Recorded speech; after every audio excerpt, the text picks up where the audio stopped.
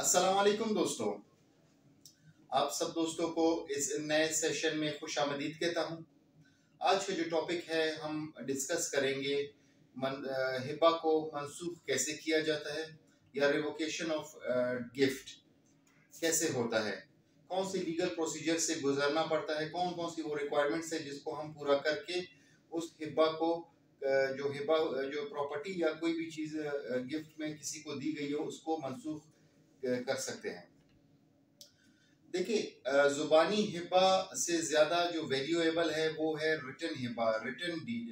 Gift deed जो होता है वो रिटन शेप में हो और अगर रजिस्ट्रार या सब रजिस्ट्रार के सामने वो रजिस्टर की गई हो तो उसकी कानूनी हैसियत ज्यादा होती है। अब उसको मंसूख कैसे कर सकते हैं या किसी भी गिफ्ट को मंसूख, हिबा को कैसे मंसूख किया जाता है।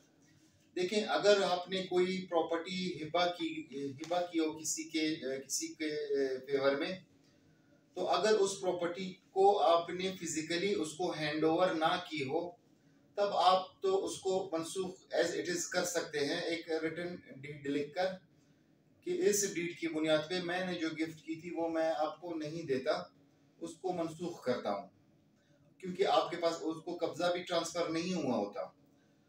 इन सिचुएशंस में आपको अदालत जाने की कोई ज़रूरत नहीं है, कोई दावा करने की ज़रूरत नहीं है। अगर कंडीशन ये आ जाए, बाज़ औक़ात ऐसे होता है कि लोग अपने बहन भाइयों को वो कर देते हैं, वालिदैन अपने बच्चों को एक बच्चे के नाम पे प्रॉपर्टी ट्रांसफ़र कर देते हैं हिबा के एवज़, लेकिन बाकियों को छोड़ देते हैं। तो अब यहाँ पे क्वेश्चन होता है कि अगर वो रिटर्न डीड हो और लोग उस बाईपास किए गए हों या अगर प्रॉपर्टी भी डिलीवर हो चुकी हो तो उसको कैसे चैलेंज किया जाए। देखें, उसके लिए अदालत की डिक्री होना बहुत ज़रूरी है।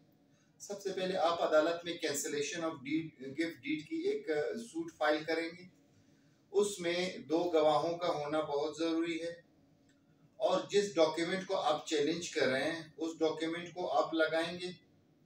और अगर आप ये सोच रहे हैं कि सिर्फ उसको मंसूख ऐसे कर सकते हैं कि वो एक तहरीरी स्टाम्प पेपर पे एक तहरीर लिख दें कि ये जो एक डीड लिखा गया था, गिफ्ट डीड या हिबा हुआ था, इसको इस स्टाम्प पेपर की बुनियाद पर मंसूख किया जाता है, या सिर्फ एक दावा आप फाइल कर दें लेकिन उसके बाद उस दावे के पीछे ही छोड़ दें, फिर उसके बाद जो है ना वो आपकी वो दावा खारिज ही हो जाए किसी ऐसे सर्कमस्टांसेस में, क्या पेश ना हो रहे हैं या कुछ ऐसा।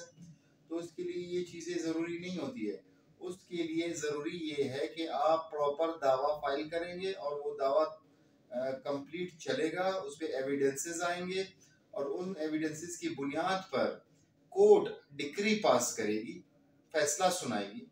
तो वो फैसला उस जो हिबा डीड है या जो गिफ्ट डीड है उसकी रिवोकेशन के लिए ज़रूरी है। इसके लिए कोई और हल नहीं है।